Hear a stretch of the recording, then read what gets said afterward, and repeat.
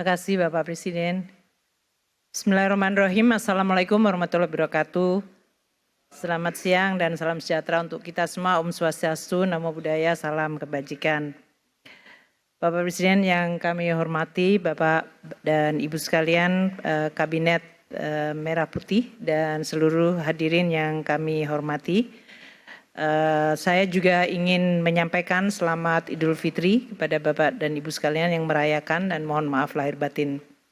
Kami akan melengkapi presentasi dari Pak Menko Perekonomian yang tentu lebih banyak kepada instrumen APBN karena ini salah satu instrumen di dalam pengelolaan ekonomi dan terutama dari sisi makro yang banyak sekali diandalkan pada saat menghadapi shock ataupun guncangan-guncangan. 4 hal yang akan saya sampaikan, pergeseran geopolitik yang sebagian tadi telah disampaikan oleh Pak Menko, tarif perdagangan yang diimplementasikan Amerika Serikat dan dampaknya, resiliensi dari perekonomian Indonesia dan bagaimana kinerja APBN.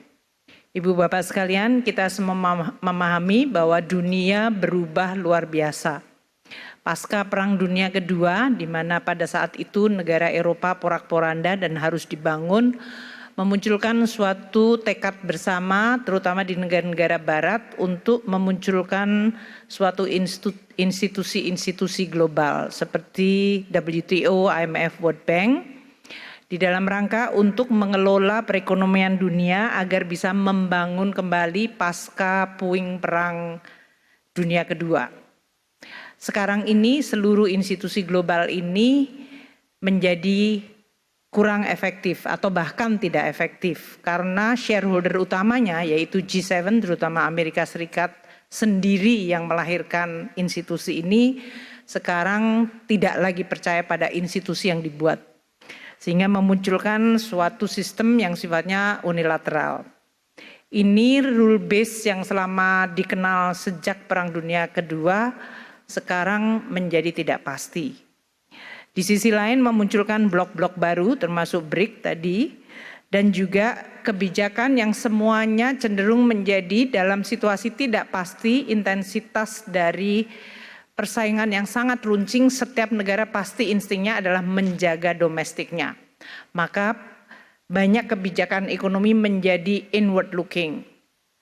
My country first, American first, China first, Indonesia first dan yang lain-lain. Karena ini memang pada saat external environment tidak bisa diandalkan, maka yang harus dilakukan adalah menjaga kepentingan nasional. Dan ini sudah disampaikan oleh Bapak Presiden, termasuk tadi di dalam pembukaannya penekanan ini bahkan sebelum Donald Trump menyampaikan Trump tarif atau Liberation Days tarif yang disampaikan minggu lalu.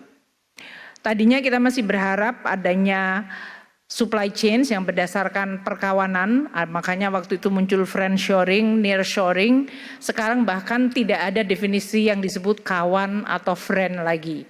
Karena Amerika terhadap Kanada, terhadap Meksiko, negara yang tergabung dalam NAFTA, ini pun juga yang dibidani oleh Amerika Serikat, sekarang ini di-abandon dan menjadi persaingan yang tidak ada lagi definisi kawan atau lawan.